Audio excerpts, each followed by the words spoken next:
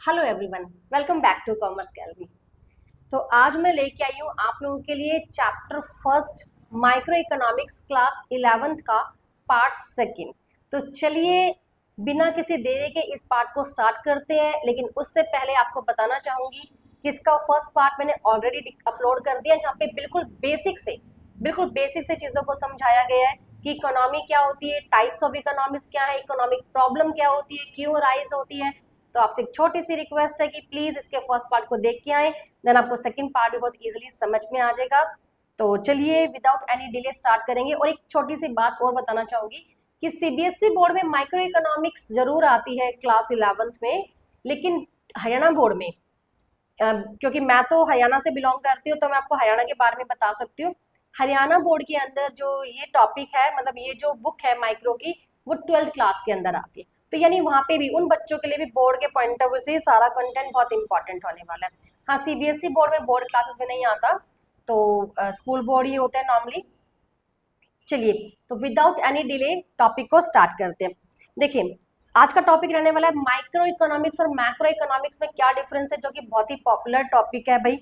तो micro economics और macro economics में क्या डिफरेंस होता है? माइक्रो का मतलब होता है स्मॉल और मैक्रो का मतलब होता है large.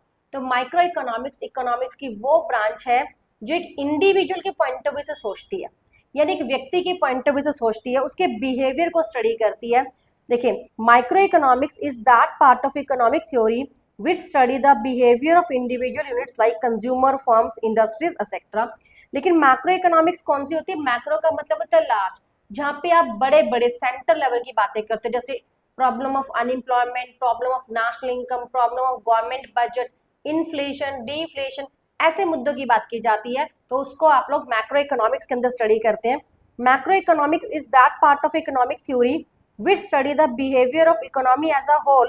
It deals with the aggregates such as national income, general price level, employment, poverty, इस तरीके की चीजों से ये डील करती है। माइक्रो इकोनॉमिक्स का जो ऑब्जेक्टिव होता है, इसका ऑब्जेक्टिव है it aims to determine the price and income of a commodity as a employment level of the factor of production. देखिए जो फैक्टर ऑफ प्रोडक्शन होते हैं, अब फैक्टर ऑफ प्रोडक्शन कौन कौन से होते हैं मैं आपको यहाँ पे फिर समझाती हूँ। इकोनॉमिक्स के अंदर 4 फैक्टर ऑफ प्रोडक्शन होते हैं: लैंड, लेबर, कैपिटल और एंटरप्रेन्योर।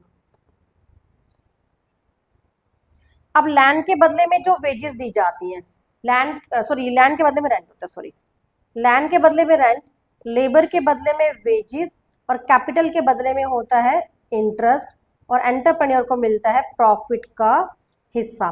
तो इनका जो डिटर्मिनेशन है कि लैंड के बदले में कितना रेंट होना चाहिए, देखो आप अलग अलग एरिया का अलग अलग रेंट होता है ना। लेबर को कितनी वेजेस मिलेगी, किसी लेबर की वेजेस बहुत ज्यादा है, किसी की बहुत कम है। ऐसी कैपिटल पैसे के ऊपर ब्याज होते हैं, कभी कम हो रहे हैं कभी ज्यादा हो रहे हैं। ये सारे मुद्दे जो वो माइक्रो इकोनॉमिक्स के अंदर पढ़े जाते हैं। Theory of rent determination, wage determination, interest determination, ये सारी माइक्रो का ही पार्ट माना जाता है।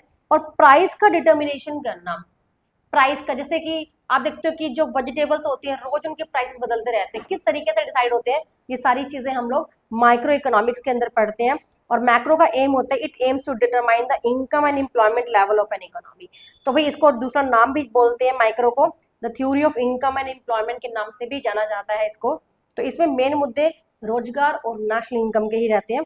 तो ये ऑब्जेक्टिव होता है कि एम्प्लॉयमेंट और इनकम लेवल को डिटरमाइन करना मैक्रो इकोनॉमिक्स का। अब बात करूँ अजम्पशन की, तो जब आप माइक्रो पढ़ते हो तो मैक्रो के सारे वेरिएबल्स कांस्टेंट कर देते हो, और जब मैक्रो से डील करते हो तो फिर आप माइक्रो के सारे वेरिएबल्स कांस्टेंट कर देते हो। अब यहाँ पे एक वर्ड लिखा हुआ है सेरेटिस पैरिबस। अब इसका मतलब क्या होता है? इसका ना एक बहुत सारे इकोनॉमिक्स इस वर्ड को, इस टर्म को यूज करते हैं। इसका मतलब होता है कि remaining all other things constant, कि बाकी सारी बातों को आप कांस्टेंट कर दो जो किसी भी एक चीज को इफेक्ट कर रही होती है, उन सबको हम कांस्टेंट कर देते हैं। उसी को नाम दिया गया सेरेटिक पैराबिस, यानी वाइस अपोजिट वर्ड जो लोग बोलते हैं कि ये कांस्टेंट है, एक वर्ड लगा देंगे सेरेटिक पैराबिस। जैसे कि एग्जांपल देती हूँ, जैसे कि लॉ ऑफ डिमांड की बात करते हैं। अब डिमांड को इफेक्ट करने वाले बड़े सारे फैक्टर होते हैं इकोनॉमिक्स के अंदर। भाई हमारी डिमांड कई फैशन से, टेस्ट एंड प्रेफरेंस से, प्राइस से, इनकम से, बहुत सारे फैक्टर से इन्फ्लुएंस होती है। तो वहां पे हम ये वर्ड लगा देते हैं सेरेटिक पैराबस। इसका मतलब है कि सिर्फ एक प्राइस छोड़ दे, बाकी सब फैक्टर हमने कांस्टेंट कर दिए। अगर अदर नेम की बात करूं तो माइक्रो इकोनॉमिक्स को प्राइस थ्योरी बोला जाता है और मैक्रो को theory of income and employment माना जाता है। माइक्रो इकोनॉमिक्स के अंदर मेन कंट्रीब्यूशन आता है एडम स्मिथ का, वो is also known as the father of economics. तो एडम स्मिथ को बच्चों फादर ऑफ इकोनॉमिक्स भी बोला जाता है। और मैक्रो के अंदर जेएम कीन्स का मेन कंट्रीब्यूशन है। तो ये था आपका माइक्रो और मैक्रो का डिफरेंस। होप सबको समझ में आया। अब डिस्कस करते हैं इस चैप्टर का एक लास्ट टॉपिक, छोटा सा नेम है difference between positive and normative economics. ये पॉजिटिव और नॉर्मेटिव इकोनॉमिक्स कोई इकोनॉमिक्स नहीं है, दीज आर जस्ट स्टेटमेंट्स। ये स्टेटमेंट्स है, स्टेटमेंट के बेस पे अपने क्लासिफाई कर दिया कि पॉजिटिव होंगे या फिर नेगेटिव होंगे।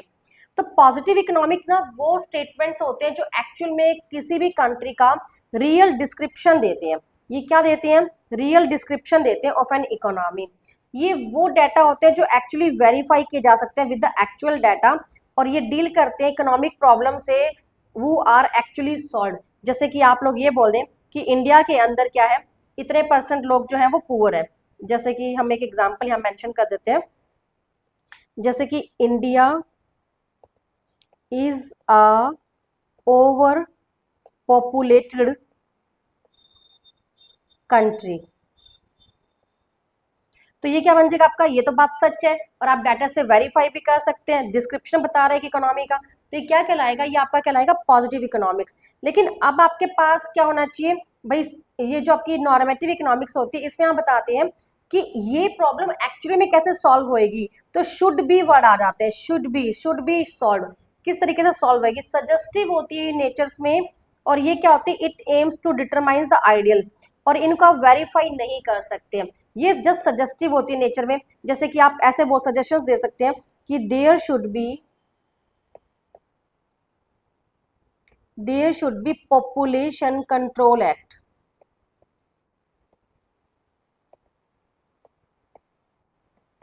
There should be population control act. तो भाई इस चीज को आप सजेशन दे रहे हो ना, आप इसे वेरीफाई नहीं कर सकते कि जो पॉपुलेशन कंट्रोल एक्ट आएगा तो उससे पॉपुलेशन कितनी कम होगी, इसके पॉजिटिव नेगेटिव कैसे इफेक्ट पड़ेंगे कि नहीं पड़ेंगे। तो आप सिर्फ सजेशंस दे रहे हो। तो बस यही होता है आपका पॉजिटिव और नॉर्मेटिव इकोनॉमिक्स। बहुत ही सिंपल सा 3 डिफरेंसेस यहाँ पे लिखे गए हैं। एक और आप ऐड करना चाहेंगे तो आप ये कर सकते हैं, डिस्क्रिप्टिव होता है, ये सजेस्टिव होता है। तो यहाँ पे हमारा चैप्टर नंबर 1 एंड होता है। होप सबको समझ में आया, लेकिन अगर समझ में नहीं आया है तो प्लीज आप कमेंट करके जरूर बताएं कि यहाँ पे आपको चेंज करने की जरूरत है, या ये चीज आपको क्लियर नहीं हुई है, तो मैं आपको दोबारा से वो चीज जो है कमेंट बॉक्स में बता दूं कि इस चीज में यहाँ पे ये अगर आपको कोई पॉइंट समझ में नहीं आए हैं तो मिलती हूँ मैं आपको अपने नेक्स्ट वीडियो में। Till then thank you, bye bye.